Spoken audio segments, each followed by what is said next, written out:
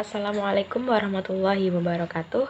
Kembali lagi bersama saya Yulia Mu'arifatul Zahra dengan NIM 2002026 dari program studi Administrasi Pendidikan Fakultas Ilmu Pendidikan Universitas Negeri Padang.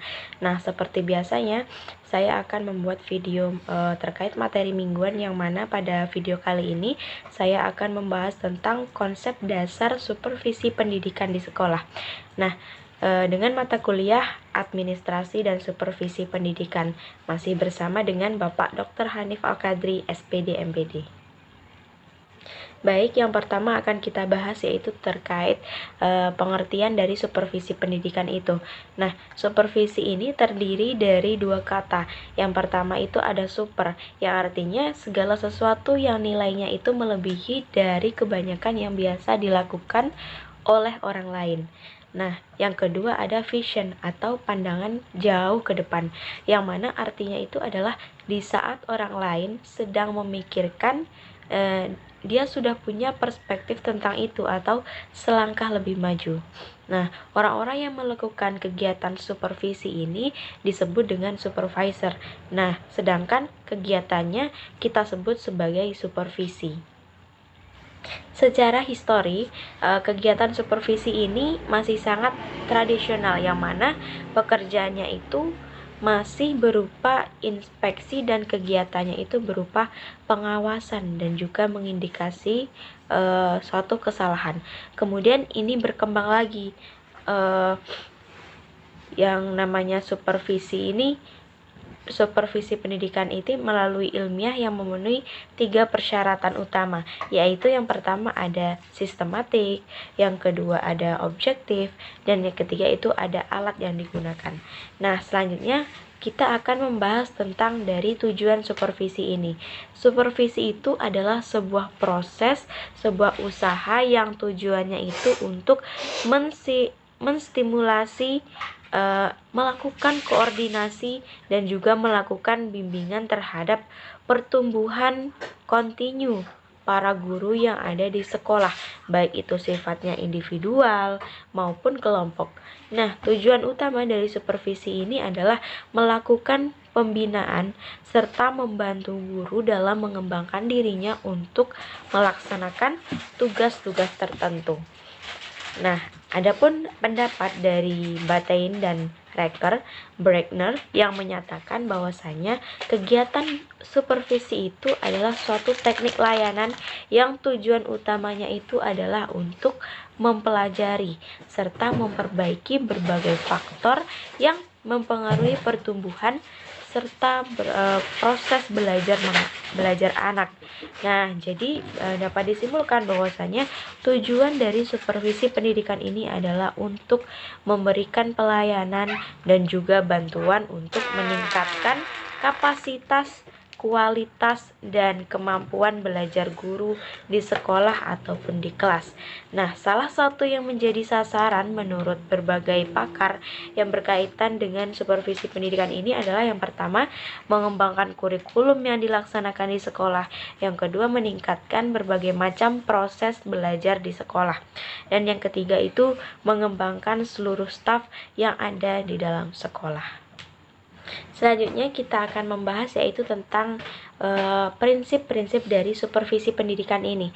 Ada beberapa pendapat para ahli yaitu mengatakan ada 4 prinsip utama dari supervisi pendidikan ini. Yang pertama itu ada scientific atau prinsip ilmiah. Nah, prinsip ini ada yaitu data-data yang digunakan itu berdasarkan kebenaran, yang mana persoalan yang akan dianalisis, yang akan didesain, yang akan dibahas itu berdasarkan data-data yang sesuai di dalam lapangan. Yang kedua ada prinsip demokratis. Nah, prinsip ini adalah kegiatan supervisi itu dilakukan kepada semua orang. Itu sama, di mana setiap orang itu mempunyai hak yang sama dalam mendapatkan layanan. Yang ketiga ada prinsip kerjasama. Nah, kerjasama sekolah dengan mereka-mereka yang akan disupervisi itu terkait dengan kualitas pelajaran. Selanjutnya ada prinsip konstruktif, yang mana prinsip ini adalah membangun pendidik yang diterima oleh sekolah. Yang kelima itu ada prinsip kreatif. Nah, Prinsip kreatif ini adalah meng-create segala sesuatu itu menjadi lebih baik lagi. Nah, adapun prinsip-prinsip lainnya yang positif yaitu ada yang pertama ada prinsip progresif, yang mana maju selangkah demi selangkah, yang mana artinya adalah adanya perbaikan demi perbaikan, jadi ada level to level. Yang kedua ada prinsip inovatif.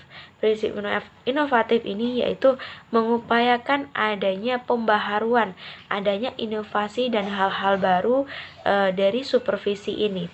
Yang selanjutnya ada prinsip aman, yang mana prinsip ini menimbulkan sifat aman bagi kedua pihak dalam kegiatan supervisi yang dilakukan.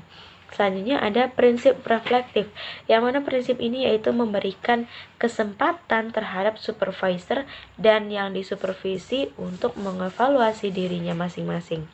Nah, ada juga prinsip-prinsip negatif yang harus dihindari, yaitu yang pertama ada supervisi itu tidak boleh dilaksanakan secara otoriter dengan tujuan utamanya yaitu mencari kesalahan. Yang kedua, supervisi itu tidak boleh mencari kesalahan-kesalahan.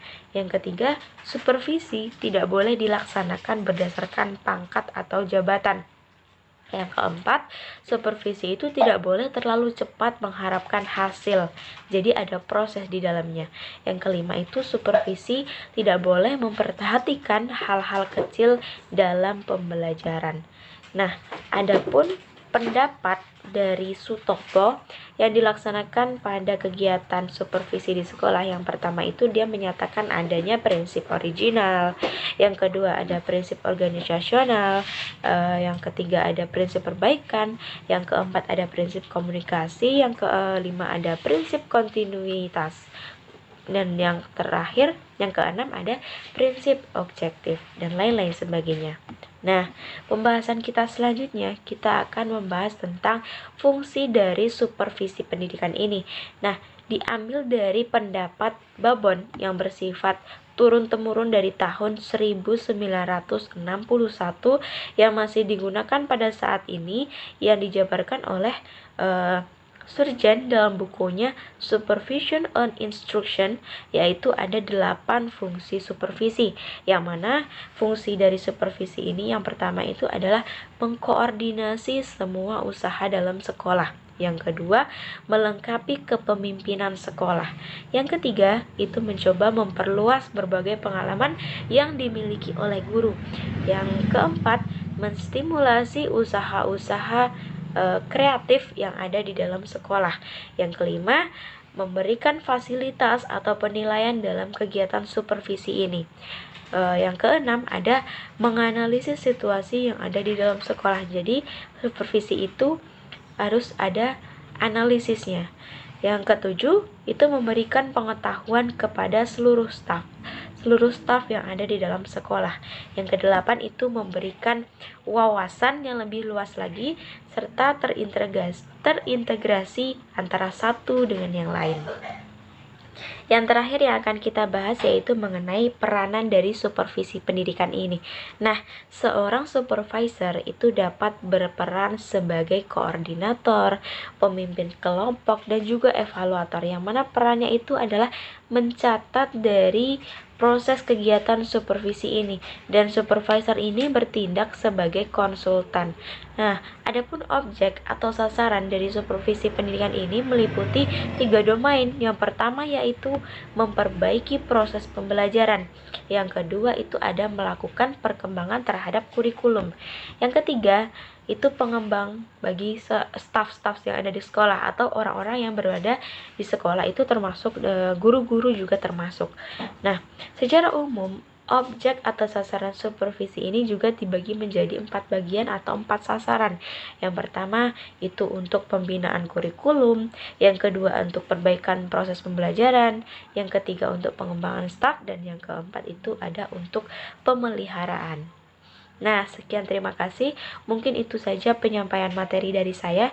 Jika ada kata-kata yang kurang berkenan, saya mohon maaf. Saya akhiri. Wassalamualaikum warahmatullahi wabarakatuh.